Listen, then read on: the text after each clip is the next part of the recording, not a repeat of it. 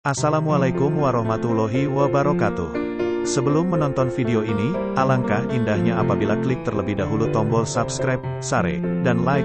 Dengan demikian Anda sudah membantu channel Neng Nisa ini agar lebih berkembang. Terima kasih.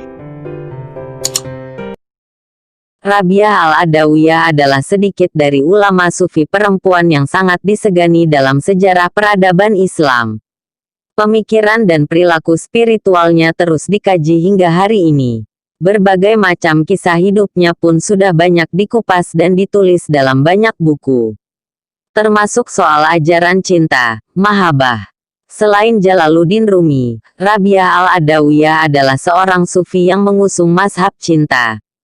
Cintanya kepada Allah begitu dalam dan kuat, sehingga ia tidak mampu mencintai yang lainnya karena cintanya hanya untuk Allah. Rabiah menyembah Allah dengan dasar cinta, bukan karena takut atau berharap, roja, dan khauf, sebagaimana kebanyakan orang. Karena saking cintanya kepada Allah, Rabiah pernah berujar bahwa ia tidak mendambakan surga dan tidak takut kalau dimasukkan neraka. Rabiah dikenal sebagai hamba yang sangat patuh dan taat kepada Allah. Bahkan, setiap hembusan nafasnya selalu diiringi dengan zikir kepada Allah.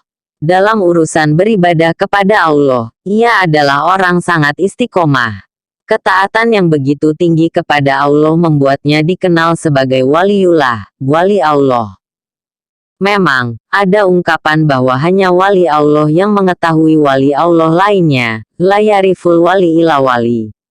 Tapi sebagaimana yang dikemukakan Syekh Zarruq, setidaknya ada 3 sifat yang dimiliki seorang wali: mengutamakan Allah, hatinya, berpaling dari makhluknya, dan berpegang teguh pada syariat Nabi Muhammad SAW dengan benar.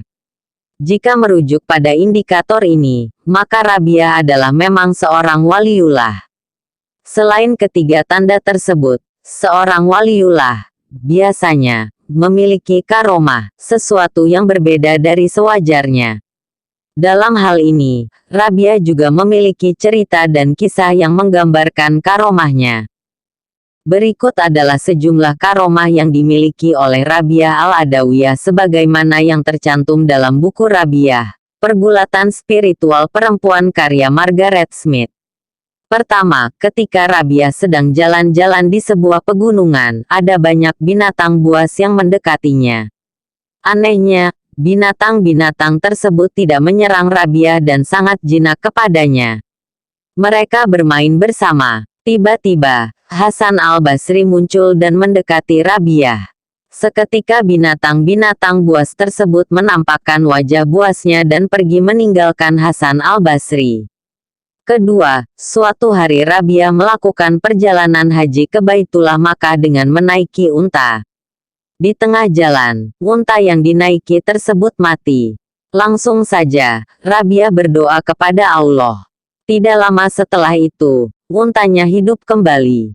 Rabiah pun melanjutkan perjalanan hingga sampai ke Baitullah dan pulang dengan menaiki unta yang sama, unta yang pernah mati itu. Ketiga, suatu malam ada 2 orang teman Rabiah yang datang ke rumahnya. Mereka hendak melakukan diskusi bersama dengan Rabiah.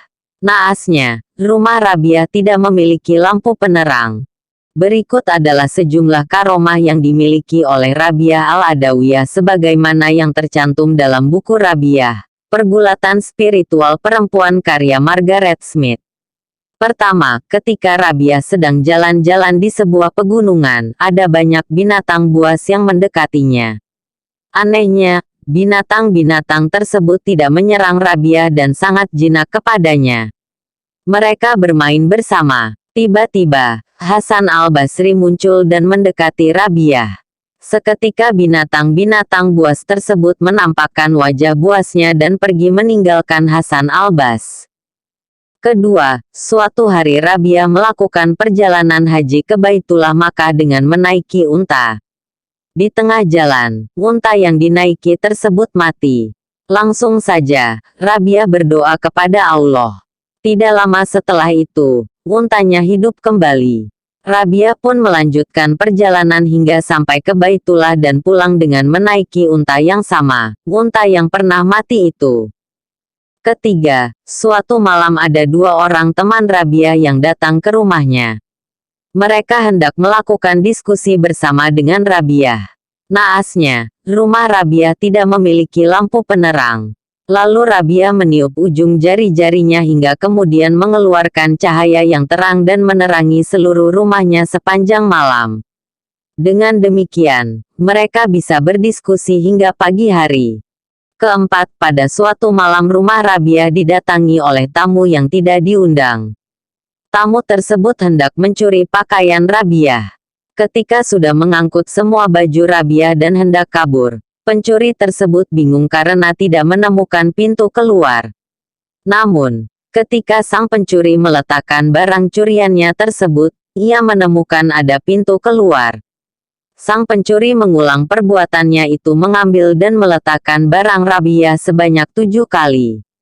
Hingga akhirnya sang pencuri mendengar ada hatif, suara tanpa rupa, yang mengatakan, "Wahai manusia, jangan engkau persulit dirimu sendiri. Perempuan ini telah mempercayakan dirinya kepada kami selama bertahun-tahun.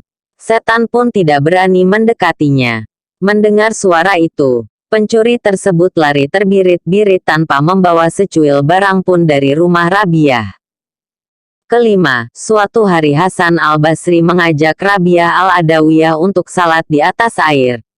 Rabiah merespon ajakan Hasan itu dengan sebuah jawaban yang ketus. Bagi Rabiah adalah tidak perlu menunjukkan kemampuan spiritual untuk mencari kepopuleran duniawi. Tidak hanya itu, Rabiah kemudian melemparkan sajadahnya dan terbang di atasnya. Ia mengajak Hasan untuk naik di atas bersamanya sehingga lebih banyak orang yang mengetahuinya, daripada hanya sekadar salat di atas air. Hasan tahu jawaban yang diutarakan Rabiah itu adalah sindiran. Mendengar hal itu, Hasan hanya terdiam. Selain kelima cerita di atas, tentu masih banyak lagi kisah-kisah yang menceritakan tentang karomah Rabiah al-Adawiyah. Namun satu yang perlu diketahui bahwa karomah yang diberikan kepada Rabiah adalah tanda bahwa Allah memberkahinya. Terima kasih. Mohon maaf apabila ada kesalahan dalam nama dan salah dalam penjelasan.